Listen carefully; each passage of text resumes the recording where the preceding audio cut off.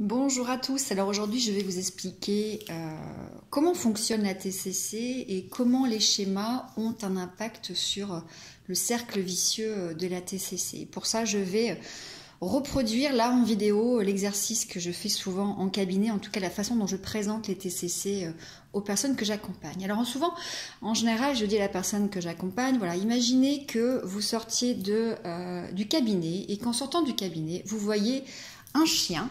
Voilà, qui est là. C'est un chien en fait qui n'est pas trop petit, sinon forcément il ne pourrait pas vraiment nous inquiéter, mais c'est un chien qui a l'air assez gros, mais il n'a pas l'air méchant, et puis il trottine tranquillement, d'accord? Et puis vous observez deux personnes, donc une personne ici, une autre personne ici, vous comprendrez après pourquoi bien sûr j'ai mis des lunettes. Vous observez ces deux personnes, et puis vous constatez que la première personne, hop, elle s'enfuit, et la deuxième personne, elle se rapproche du chien, elle va regarder le chien, va le caresser, et puis elle va repartir avec, tout en sachant que ce n'est pas son chien. D'accord? Alors, qu'est-ce qui explique que ces deux personnes, elles ont eu deux comportements, donc on est bien ici sur les comportements, ce qu'elles ont fait, elles ont eu deux comportements différents face au chien? Eh bien, on va essayer d'analyser ça en détail. La première personne, celle qui s'est enfuie quand elle a vu le chien, elle a eu une pensée qui lui est venue à l'esprit, donc une pensée qui est « Oh mon Dieu, un chien, il va nous faire peur. Il va nous mordre en tout cas, pardon. » Si effectivement il y a ce type de pensée dans la tête de la personne, eh bien il y a les émotions qui vont suivre en fonction de cette pensée, et l'émotion qui va accompagner cette pensée, ça va être forcément de la peur. Donc l'émotion qui accompagne la pensée, c'est de la peur. Et si effectivement je ressens de la peur, quels sont les comportements que je vais avoir? Donc on est ici sur les comportements. Qu'est-ce que je fais? Eh bien, soit effectivement je pourrais être totalement tétanisée, prostrée, ou soit je décide de fuir. Donc on a ici une première personne qui a eu une façon de penser, une façon de ressentir les choses et une façon de se comporter. Analysons la deuxième personne. La deuxième personne, quand elle voit le chien, elle se dit « Tiens, un chien, oh bah dis donc, il doit être perdu. » C'est ça, penser. Si elle pense cela, l'émotion qui va suivre va être peut-être de l'empathie, de la compassion, et le comportement va aller dans le sens de l'émotion et de la pensée. On va retrouver un comportement qui va être « Je me rapproche du chien, je vais essayer de voir à qui appartient ce chien, et puis peut-être je vais l'emmener à un refuge. » Alors on voit bien que ici on a deux personnes différentes et on a deux façons de penser, de ressentir et d'agir. Mais peut-être que s'ils avaient rajouté deux autres personnes, il y aurait eu encore des façons de penser différentes, des façons de réagir et de ressentir qui auraient été complètement différentes. Alors on va essayer de comprendre pourquoi ces personnes qui ont vu le même chien, et là c'est très très important, c'est-à-dire que la réalité, elle est la même pour ces deux personnes, mais elle a été interprétée différemment. Voilà pourquoi j'ai mis des paires de lunettes. Parce qu'en fait, ces deux personnes n'ont pas vu le chien de la même façon. Elles ont interprété la réalité à travers des biais cognitifs. Ce qu'on appelle des biais cognitifs, c'est la façon dont on va déformer la réalité pour garder uniquement ce qui correspond à nos croyances ou à nos schémas. Et on ne va pas tenir compte du reste des éléments. Alors on peut retrouver des biais cognitifs comme la généralisation, comme le fait de savoir lire dans les pensées, comme de construire des pensées catastrophiques, etc. etc. Alors, comment effectivement ces personnes sont amenées à penser différemment, à ressentir différemment et à agir différemment? Eh bien, nous avons sur notre dos un sac à dos, ça je l'avais déjà expliqué dans certaines de mes vidéos, j'ai mon sac à dos, vous avez votre sac à dos, et dans ce sac à dos, on va retrouver quoi? On va d'abord retrouver toute la partie génétique, héréditaire, biologique, qui forcément pèse un peu dans le sac à dos, puis on va retrouver toute la partie éducation. Est-ce que j'ai eu mes parents? Est-ce que j'ai pas eu mes parents? Est-ce qu'ils étaient à l'écoute? Est-ce qu'ils étaient bienveillants? Est-ce qu'ils étaient malveillants? Est-ce que j'avais le droit d'exprimer mes émotions? Est-ce que j'ai pu jouer? Est-ce qu'on m'a laissé suffisamment autonome? Est-ce qu'on était à l'écoute de mes besoins, etc., etc. Tout ça, toute cette partie éducation va mettre en place en fait ce qu'on appelle des schémas précoce, inadaptée de l'enfance, puisqu'en fait, parfois les parents sont totalement bienveillants et arrivent à être à l'écoute des besoins des enfants, et les enfants vont pouvoir se développer sainement. Et d'autres fois, les parents auront été négligents ou défaillants dans la nourriture affective, en tout cas dans le fait de pouvoir nourrir les besoins. Et on va se retrouver forcément avec des enfants qui vont mettre en place des stratégies qu'on appelle schémas, qui vont leur permettre de se protéger à ce moment-là. Et ces schémas, ils vont les garder à l'âge adulte.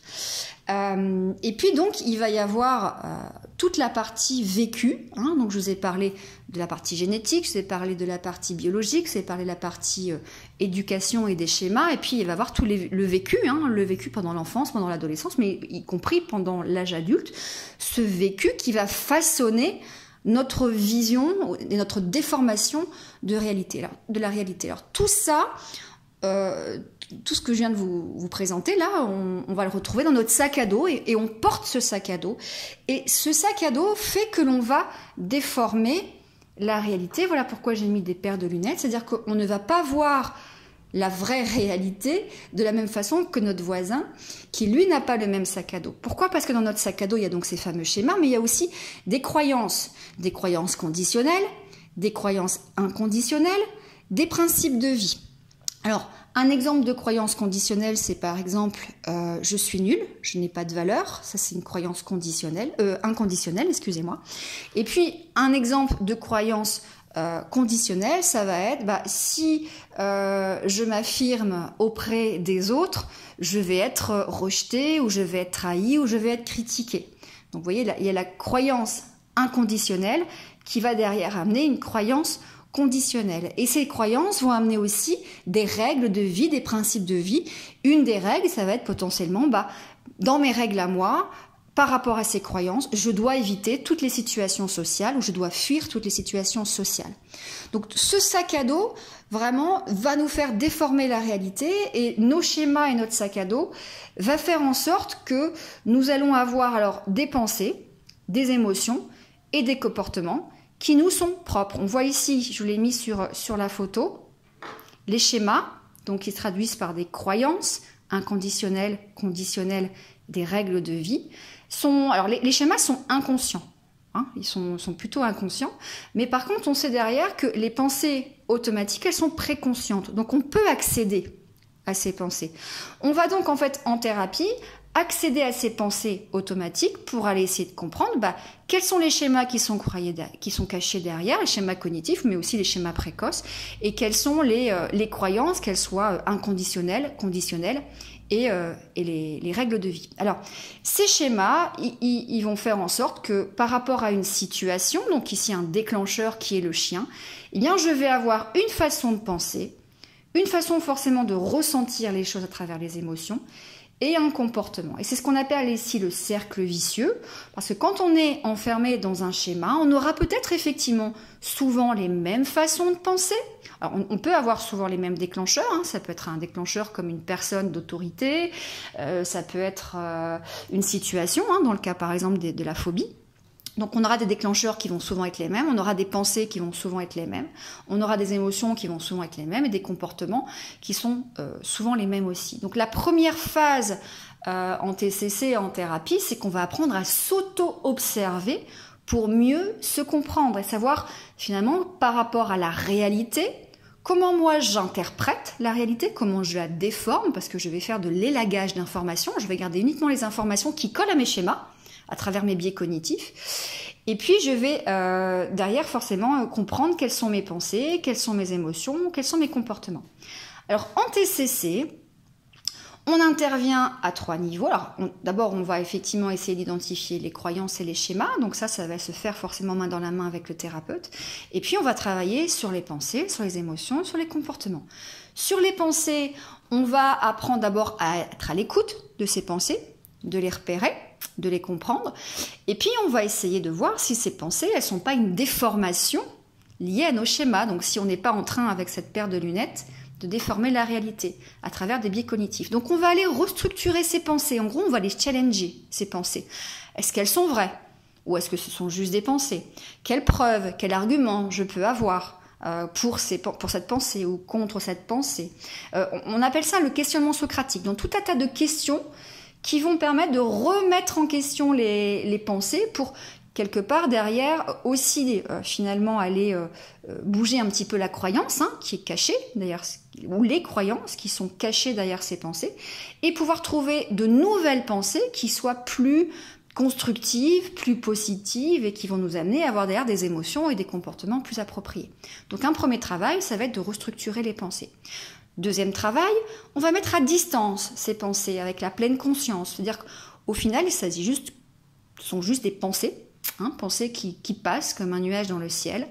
Eh bien, on va choisir en tout cas de ne pas s'accrocher à cette pensée, mais juste d'en prendre conscience, de ne pas la juger, de revenir dans le moment présent. Donc ça, ce sont tous les exercices de pleine conscience. On intervient ensuite au niveau des émotions. Première chose, on apprend à verbaliser, exprimer les émotions, c'est très très important parce qu'il y a beaucoup d'émotions qui sont refoulées depuis l'enfance, où on n'a pas appris à l'enfant à s'exprimer, où on ne l'a pas autorisé à s'exprimer, donc il y a beaucoup d'émotions refoulées qui peuvent engendrer par la suite du mal-être. Deuxième chose, on apprend à réguler, à accepter ces émotions, en tout cas à les apaiser. Donc on va retrouver tout un tas forcément de techniques dans la gestion émotionnelle. Et puis la troisième chose, c'est tous les aspects comportementaux. Donc qu'est-ce que je fais ? Eh bien, on va voir effectivement qu'il y a des comportements qui sont appropriés, il y a d'autres comportements qui sont inappropriés, que les comportements que l'on choisit viennent parfois juste nourrir notre croyance et notre schéma. Si effectivement je choisis de fuir les situations sociales parce que j'ai la croyance que les gens vont me juger ou vont être méchants avec moi, le fait de fuir, ça vient renforcer aussi ma croyance peut-être inconditionnelle qui est de toute façon je suis nulle, j'ai pas de valeur.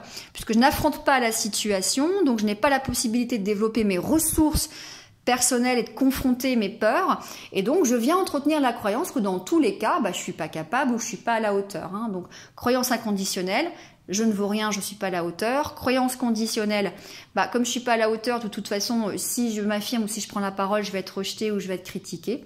Et donc les principes de vie, les règles, c'est je fuis, à travers mes comportements, je fuis la situation. Donc on va travailler aussi sur l'aspect comportemental. Voilà, j'espère que j'ai été claire, parce qu'en vidéo c'est forcément moins fluide, parce qu'il n'y a pas d'échange en cabinet, j'ai une interaction, on est plutôt sur une psychoéducation qui est interactif, ce qui n'est pas le cas là de la vidéo. Retenez que nous avons des schémas cognitifs, des schémas précoces, inadaptés de l'enfance, qui sont liés à tout ce que l'on a vécu forcément dans l'enfance, et ces schémas vont derrière se manifester avec des croyances conditionnelles, inconditionnelles, des règles de vie, et que c'est bien tous ces schémas, ce sont bien tous ces schémas et notre sac à dos qui fait que l'on déforme la réalité. On voit uniquement ce que l'on a envie de voir. Donc si on a un schéma d'abandon, tout va être analysé, décortiqué comme une source d'abandon potentiel, comme un abandon potentiel.